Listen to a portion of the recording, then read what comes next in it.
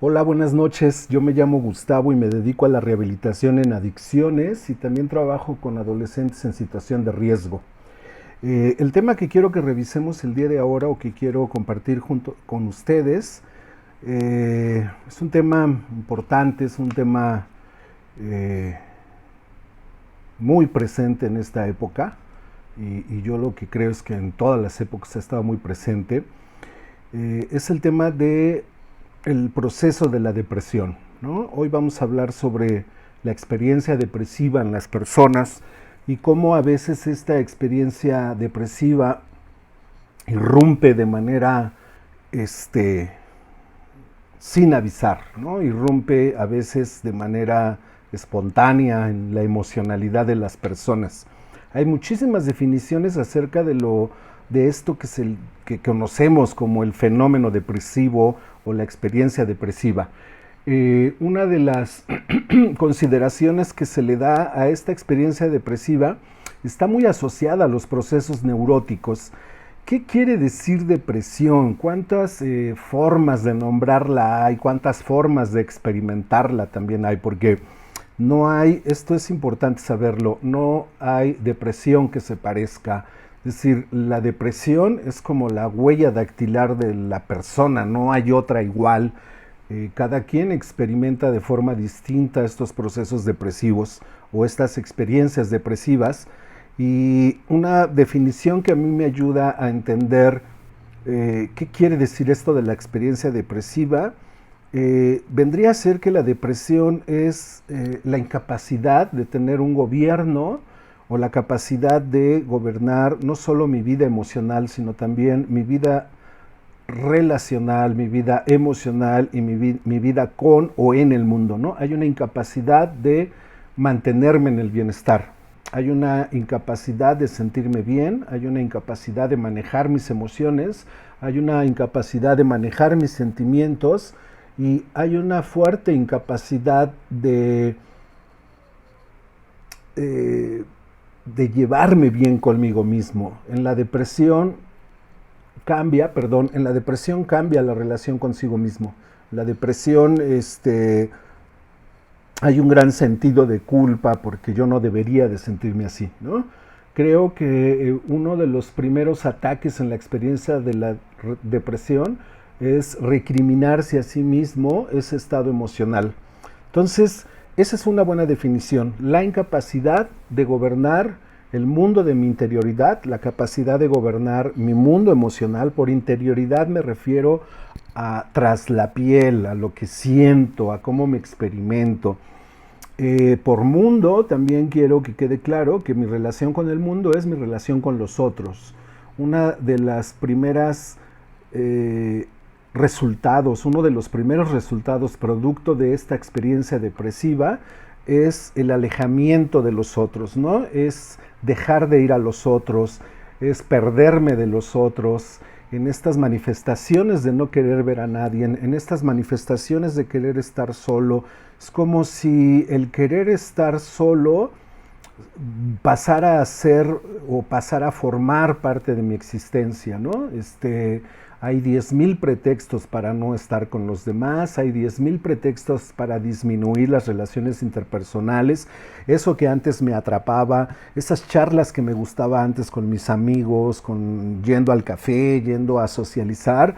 En la depresión se deja de ir, ¿no? En la depresión se guarda la persona, se queda en una especie de ensimismamiento, se recoge de la vida, ¿no? Hay un recogimiento de sí mismo, donde un recogimiento opaco, es una experiencia de opacidad, de quedarse oscuro, ¿no? La depresión es una experiencia de mucha oscuridad. La depresión es una experiencia de orden emocional que pesa en el cuerpo, que pesa en la existencia. De ahí que muchas personas narran que en su experiencia depresiva se sienten aletargados. Hay muchísimas manifestaciones de la depresión que, sigo insistiendo, cada quien vive la experiencia de la depresión de manera distinta. Hay muchísimas manifestaciones o síntomas, como las quieran llamar, ¿no? Manifestaciones como mucho cansancio, mucha fatiga, la persona de repente se da cuenta que duerme y no descansa, se interrumpe su sueño en las noches, es un ir y venir, ¿no? Están deambulando en la cama, están deambulando en el departamento, de la cama a la cocina, de la cocina a la cama, de la cama al baño, del baño a la cocina, porque la persona no puede quedarse quieta, no concilia el sueño, no se siente bien. Hay otras que tienen manifestaciones como sentir el sueño muy pesado, sienten una gran fatiga en las noches, fatiga que los acompaña todo el día, porque hay una gran disminución de la energía, ¿no? La energía como, como resistencia, como fuerza, como poder, hay una gran, se inhibe esa energía, se inhibe la fuerza. De ahí que muchas personas en este tipo de experiencias no tienen ganas de hacer nada, no tienen ganas de bañarse, tienen pensamientos pesados. ¿Qué es un pensamiento pesado? Los pensamientos de pesimismo, nunca se me va a quitar, soy un fracasado, no he hecho nada con mi vida, no hay un lugar a donde yo vaya a llegar, estaría mejor que yo me muriera. Entonces son pensamientos que pesan en la conciencia y que también pesan en el cuerpo, ¿no? A eso le llamo yo que son pensamientos pesados, que son pensamientos difíciles de gestionar. Hay también otra especie de mutismo donde la persona se cierra la comunicación, deja de hablar, deja de comunicarse, en realidad deja de comunicarse verbalmente, porque en cuestión de actitud hay que recordar que siempre estamos comunicando algo, siempre estamos diciendo algo con nuestro cuerpo, perdón, siempre estamos diciendo algo con nuestra experiencia, siempre estamos comunicándole al mundo en qué posición emocional estamos, en qué posición existencial estamos, siempre estamos comunicando. Pues bien, en la depresión la persona deja de comunicarse verbalmente hablando, ¿no? ¿Cómo se sigue comunicando? Se aísla, se queda callado, duerme mucho, no quiere comer, la comida pierde el sabor, más bien no es que la comida pierde el sabor, la persona en la depresión pierde la capacidad de antojo, ¿no? Se le deja de antojar la comida, come por comer, si es que tiene energía y tiene ganas. Esto es lo que avisa, ¿no? Estos comportamientos depresivos en realidad lo que le avisa al mundo, es decir, a su familia, a los otros, es que algo le está pasando. Es un poco como la cuestión de las adicciones, ¿no?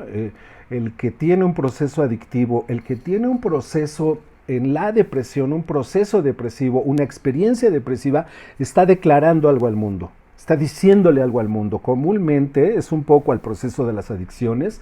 Quizá hay una declaración de no puedo, quizá hay una declaración de algo me está pasando, quizá hay una declaración de el mundo me está rebasando.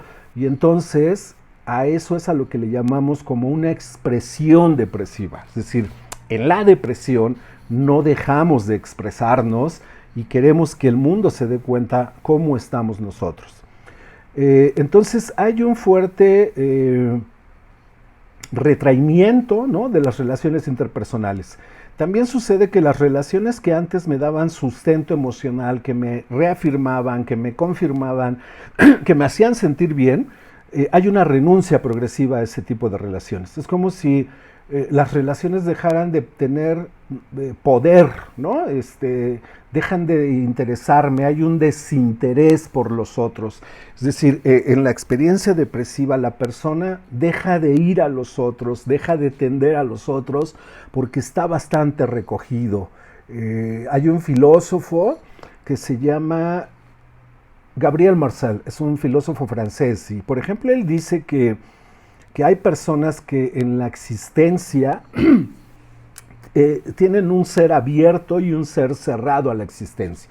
El ser cerrado no están disponibles para los otros, no se cuenta con ellos, no se cuenta con ellos para la vida, no se cuenta con ellos para la fuerza, no se cuenta con ellos para la existencia. En la depresión sucede lo mismo. La depresión es un tiempo cerrado, no se cuenta con el que está experimentando una experiencia depresiva. Está en tiempo cerrado, no se cuenta con ellos. ¿Cómo decirlo? Se les margina, ¿no? Se les critica, se les margina, se les enjuicia, porque es difícil entender la experiencia de alguien que tiene depresión, porque su humor cambia, su presencia cambia, el color de su piel cambia, se hacen retraídos, parecen huraños, tienen explosiones descontroladas emocionalmente, pueden pasar fácilmente de un estado emocional sintiéndose bien y en 3 minutos están tristes, tienen llantos inesperados o repentinos, donde los otros que no están en la experiencia depresiva tienen una dificultad para recibirlos. Entonces, esto es igual a que en la experiencia depresiva aumenta la sensación de soledad. Y aumenta la sensación de soledad en ambos lados. En el que no tiene la depresión porque me quedo sin ti. Me quedo sin ti. Y el que está experimentando la experiencia de la depresión se queda sin mí. Entonces la depresión es un desencuentro relacional.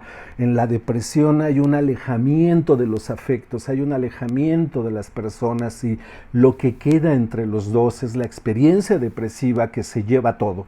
Se lleva la energía, se lleva el sueño, se lleva el hambre, se lleva los afectos y en su lugar deja la desesperación, en su lugar deja el llanto, en su lugar deja periodos largos de melancolía, de hastío, de zozobra, de desasosiego, de desesperanza, de pesimismo. Eso es lo que hay entre el que está deprimido y su familia. En el medio, en el entre de esa relación, está sucediendo todo eso. Entonces la familia le cuesta trabajo acompañar en este proceso, sienten mucha impotencia, sienten mucha desesperación porque se dan cuenta que no pueden hacer nada, ¿no? Estas buenas intenciones de querer ayudar al que está en la experiencia depresiva, estas buenas intenciones como échale ganas, dale vuelta a la hoja, dale vuelta a la página, sonríe, báñate, sal, camina, haz ejercicio, ponte a hacer algo, son sugerencias estériles, son sugerencias que no ayudan para nada porque el que vive la experiencia depresiva ha dejado de tener contacto con la positividad, ha dejado de tener contacto y empatía con los estados emocionales en bienestar, ha polarizado esa energía. Entonces no, es imposible pedirle a alguien, es inhumano pedirle a alguien que está en una experiencia depresiva que se pare de la cama, que haga cosas, regañarlo, juzgarlo, porque pues lo que es cierto es que la experiencia depresiva, considerada como una enfermedad, es como aquel que le da gripa. Nadie le reclama a alguien que tiene gripa. Nadie enjuicia a alguien que tiene gripa y le dice, oye, ¿tú por qué chingados te enfermas hoy? Sonríe y la gripa se te va a ir. Entonces, en la depresión sí hay un juicio. Y hay un juicio porque es difícil acompañar y ser testigo de alguien que está en una experiencia depresiva porque pues, a la gente que amamos no nos gusta verlos mal, no nos gusta verlos tristes. Y entonces hay 2 tipos de depresión, ¿no? Que a mí me gusta como para clarificar, explicar un poco esto. Es la depresión biológica, es decir, la que es química, que obedece a cambios neuronales, que obedece a cambios en los químicos cerebrales y que entonces aparece la experiencia depresiva. Esa es la depresiva endógena, ¿no? Así le llaman, una depresión endógena, endo es dentro. Y está por otro lado la depresión reactiva, que esa es producida por factores externos, perder mi trabajo, por experiencias de duelo, también por formas de relacionarme con la existencia. ¿Qué quiere decir eso? Es decir, en esta existencia, en esta época que estamos viviendo, que hemos hablado mucho sobre la época de los tiempos líquidos, ¿no? Esta época del rendimiento, esta época del éxito, esta época del consumo, esta época de encierro que estamos viviendo actualmente. Entonces, en realidad son épocas que se convierten en exigencias, ¿no? Son épocas que se convierten en un ritmo veloz, vertiginoso, que no todos pueden sostener. Al no sostener este ritmo, entonces la persona fracasa en sus intentos y puede fácilmente deprimirse porque no cumple las exigencias del mundo, no cumple las exigencias y los estereotipos que a cada rato perdón, a cada rato nos bombardean, ¿no? El éxito, la competitividad, este mundo actual de donde todos tenemos que estar siempre positivos, todos tenemos que estar siempre con la pila alta, no tendríamos que tener una posición negativa, tendríamos que estar saludables al 100% todos, tendríamos que estar en el top del libro que ofrece las recetas para ser feliz y mantener una felicidad que nunca se acabe. En realidad son exigencias con las que uno no puede, lo rebasa, porque lo que es cierto, de acuerdo a este Byung-Chul Han, el que hizo la sociedad del cansancio, lo que él dice es que los hombres de ahora, los seres humanos de ahora, hombres y mujeres, han negado su negatividad. ¿Qué es esto de negar la negatividad? Es decir, estamos en una cultura que niega el dolor, que niega el sufrimiento, que niega la neurosis, que niega el cansancio, que niega los estados emocionales, los niega y entonces se colocan en una postura de rendimiento, de hacer, de hacer, de hacer, de crecer, de crecer, de crecer, de obtener, de obtener, de obtener. Y entonces no hay un espacio ni emocional ni en el ser de la persona para aceptar los procesos naturales y originales del ser humano en la existencia. Es decir, que vivimos en la impermanencia, que la gente se deprime, que es normal deprimirse, que no es una cuestión de locura, que no es una cuestión neurótica, así como nos da gripe, así como nos da cualquier tipo de enfermedad transitoria, bueno, pues también nos pasa que nos da la depresión, ¿no? O sea, no es uno culpable de que nos haga suceder este proceso depresivos, son cosas que suceden. Y entonces, decía yo que hay dos tipos de depresiones, ¿no? La depresión reactiva, que es por agentes exteriores, y la depresión endógena, que tiene que ver con cambios químicos en el organismo y que entonces a ratos necesitamos apoyo o medicamento psiquiátrico para poder ayudarle a nuestro organismo a salir de ahí. Muy bien, hay edades, hay etapas donde puede ser más presente estas experiencias depresivas. La otra vez yo decía un poco que, por ejemplo, en la adolescencia es un proceso con mayor predisposición a que los adolescentes se depriman por tantos cambios que tienen, porque su corporalidad está cambiando, porque su biorritmo está cambiando, porque se enfrentan a exigencias nuevas con y en la vida, y entonces finalmente cuando se viven rebasados por estas ideas de éxito, por estas ideas de ganarse el mundo, por estas ideas de ganarse un lugar en el mundo, ¿a qué te vas a dedicar? ¿Hacia dónde vas a estudiar? ¿Qué carrera vas a escoger? Y entonces hay una presión y una exigencia social y familiar con la cual ellos no pueden, ¿no? Y entonces a base de estas exigencias los adolescentes sufren un quiebre. Y en este quiebre emocional de sentirse inadecuados, de no dar la talla, de tener pensamientos pesimistas, es donde aparece la depresión, ¿no? Y entonces a veces la depresión es tan intolerable para ellos porque son los mismos síntomas que en el mundo adulto, ¿no? Tienen sentimientos pesimistas, tienen pesadillas, no pueden dormir bien, se trastorna su sentido de alimentación, se trastorna su sentido de relacionalidad en el mundo, pasan largas horas de insomnio. Entonces hay muchos que para volver a recuperar el estado emocional de bienestar son arrojados al fenómeno de las adicciones, son arrojados al mundo tecnológico y prefieren conectarse a los aparatos a jugar o a perderse en el internet y se desconectan del mundo, ¿no? Es una forma metafórica de desconectarse de la afuera, conectarse a una pantalla para dejar de sentir, para perderse un poco, para saturar sus pensamientos, porque hay un pensamiento recurrente y el pensamiento recurrente es no puedes. Hay una sensación recurrente, la sensación recurrente es de una fuerte inestabilidad física y emocional que los conduce a estados de impotencia, que los conduce también a estados de desesperación.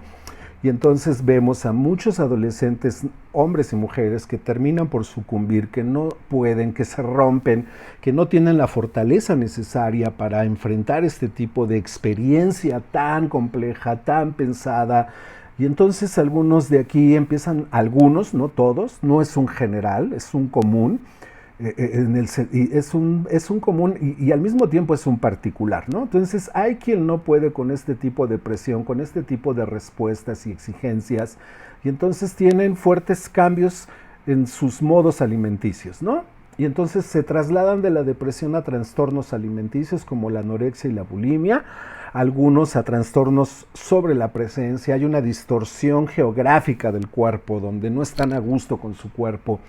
Y en algunos otros casos vemos adolescentes que cuando empiezan a tener relación con el cigarro fuman demasiado y lo que ellos no saben es que al fumar demasiado en realidad lo que se despierta y aumenta es la depresión y la experiencia de la ansiedad. Entonces esta combinación entre depresión y ansiedad es terrible, ¿no? La ansiedad es un sentido de inquietud. Es una sensación de inquietud, de que algo va a pasar, de que algo me va a pasar. Hay una gran inseguridad en mi cuerpo, ¿no? Hay una gran inseguridad en mi ser. No me siento seguro aquí adentro, no me siento seguro en el mundo, no me siento seguro con nadie. Siento que me sudan las manos, estoy inquieto, la comida no me sabe, estoy desesperado. Y entonces desesperación, ansiedad y depresión es una mala combinación. Es una muy mala combinación, porque entonces hay personas que por no tener esta experiencia, por reducir esta experiencia o por eliminar este proceso, beben, se drogan, fuman, y es lo que yo decía la otra vez, ¿no? En realidad lo que despiertan en ellos es una ansiedad o despiertan una adicción selectiva. Selectiva porque en vez de experimentar la depresión a pelo, es decir, de que suceda en su organismo, ¿no? Quieren eliminarla bebiendo, quieren eliminarla comiendo. Hemos visto mucho en los ejercicios terapéuticos cómo la ansiedad se convierte en compulsión y entonces vemos a la gente que no puede dejar de comer, ¿no? No siente reposo al comer. ¿Qué quiere decir que no siente reposo al comer? No queda satisfecho. No queda satisfecho. Se come 3, 4 piezas de pan, se come 12 tortillas, un guisado, sopa, arroz, 2 huevos, frutas, un super licuado. En 10 minutos le dura esa sensación de estar satisfecho, le dura 15 minutos, 20 minutos. Todos necesitamos entre una comida y otra por lo menos 3 horas, ¿no? Es lo que se sugiere. Y no, en este tipo de personas cuando están ansiosos se les desarrolla la compulsividad y en media hora, en una hora, sienten eso que ellos le llaman el hueco, ¿no? Y que ese hueco quieren llenarlo con comida. No, no es un hueco, es un vacío y ese vacío es la experiencia de la ansiedad, ¿no? La ansiedad es como un barril sin fondo. Se va la capacidad de reflexionar, se va la capacidad de prestar atención, se va la capacidad de quedarse en reposo en la alimentación, se desarrolla la compulsividad y entonces hay una gran compulsión por comer, hay una gran compulsión por fumar, hay una gran compulsión por beber y entonces este sufrimiento es tan atroz, este sufrimiento es tan pesado que por eso muchos adolescentes, ¿no?, prefieren provocarse, muchos, no todos, prefieren provocarse dolor físico, ¿no? Y vemos que se cortan, algunos se pegan, algunos en secreto, esto lo hemos visto mucho en terapia, sucede que se dirigen su agresión hacia sí mismos, se cachetean a sí mismos. Es común que se tropiecen, es común que choquen, es común que se caigan de la bicicleta porque esa energía como agresión, ese coraje en fuerza que necesitamos para ir al mundo, que necesitamos para ganarnos un lugar en la vida, que necesitamos para aprender, es un coraje y una fuerza que en vez de depositarla en el mundo, la dejamos dentro de nosotros y nos explota, ¿no? Implota. Y es una forma de lastimarse a sí mismo. Y entonces cuando esto ya es insoportable, se cortan, se golpean, dejan de comer o comen demasiado, porque es una manera de autocastigarse, es una manera de auto reproche, ¿no? Entonces, todo esto de lo que he hablado hasta ahorita son rostros de la depresión, ¿no? Son rostros de la depresión que nos ayuda a darnos cuenta y a comprender por lo que alguien que tiene una experiencia depresiva está viviendo. Hay una gran pregunta, es el último tema que quiero abordar sobre este tema hoy. Hay una gran pregunta, ¿qué fue primero, no? ¿Por qué la gente se deprime? ¿Por qué sucede? Entonces, hay muchas respuestas. Una de las que más me gusta, que la dije hace rato, tiene que ver con que es algo que sucede, ¿no? Es un evento natural. Es un evento natural de la existencia, deprimirse. No bueno, no malo, solo es un evento natural que en algún momento de nuestra vida nos va a pasar. Esa es una.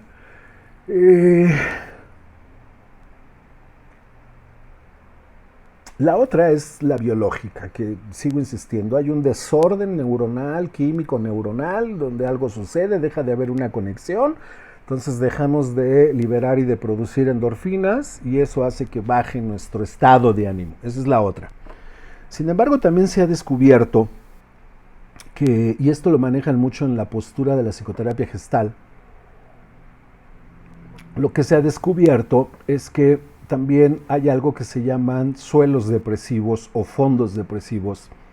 A mí me gusta llamarlo ambientes depresivos, ¿no? Es decir, cuando yo estoy en casa con mi familia, generamos una dinámica, generamos una energía, un tipo de energía, o generamos una forma particular como familia de sentirnos, de relacionarnos, de hacer cosas. Muy bien. Hay familias, se ha visto, que generan campos depresivos o fondos o suelos depresivos, ¿no? Como si alguien tuviera una gripa en esa casa y contagia a los otros.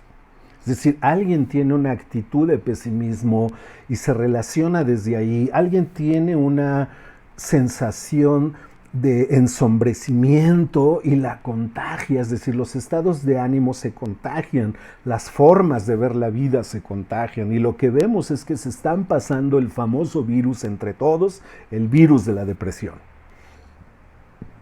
Alguien quiere salir de ahí y el sistema no se lo permite.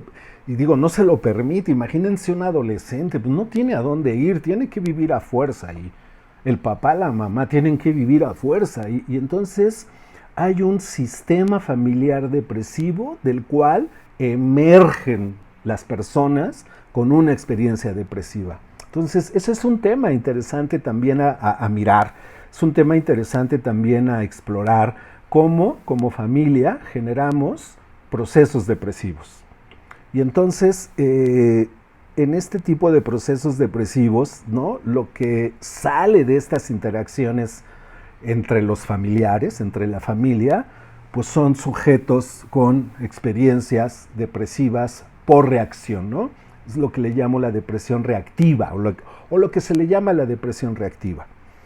Y en esta parte de tener esta experiencia depresiva y sus manifestaciones, es importante darse cuenta, es importante mirar algún artículo o algún libro que tenga algún tipo de diagnóstico para ver si estamos experimentando una experiencia de depresión o estamos en un proceso de tedio que hoy no nos da el tiempo, pero en otro video hablaré un poco de la experiencia del tedio, porque tedio y depresión parecieran lo mismo, ¿no? Sin embargo, son dos cosas de la vida totalmente distintas. Personas que están en experiencia de tedio, que vendría a ser como una especie de aburrimiento crónico, y entonces tienen características que bien podrían clasificarse como depresivas, sin embargo no son depresivas, obedecen más a la forma de estar en la vida, obedecen más a la forma de traducir la vida en mí. Entonces, esa es una comparación interesante. Lo que sería padre reconocer es que actualmente hay muchísimas formas, hay muchísimo medicamento, hay muchísimos grupos de autoayuda, la terapia es importante también para salir de estos periodos depresivos, ¿no? Es para encontrar la solución, para salir adelante y volver a hacer contacto con la alegría, con el bienestar. Algo que yo aprendí hace muchos años y me gustó y es algo que quiero mantener o que he tratado de mantener, y lo decía hace rato, cuando yo aprendí de la depresión, que es normal y que de alguna forma en algún momento alguien se va a deprimir, y que ese alguien que se va a deprimir va a tener una expresión particular, y que esa expresión particular de estar en la depresión debe de ser respetada, valorada, contenida, comprendida y sobre todo humanizada. Humanizada en el sentido que el que está deprimido no amaneció un día y decidió estar deprimido, ¿no? Amaneció un día y sucedió que estaba deprimido. Entonces, uno de los antídotos relacionales más efectivos para ayudar a alguien que está en una experiencia depresiva y sacarlo de ahí con el tiempo es la paciencia, es la tolerancia, es el amor incondicional y una enorme comprensión que mande o que logre mandar el mensaje a quien vive la depresión que eso que está viviendo también va a pasar. Les agradezco mucho su atención. Buenas noches, mi nombre es Gustavo y nos vemos después por aquí. Bye.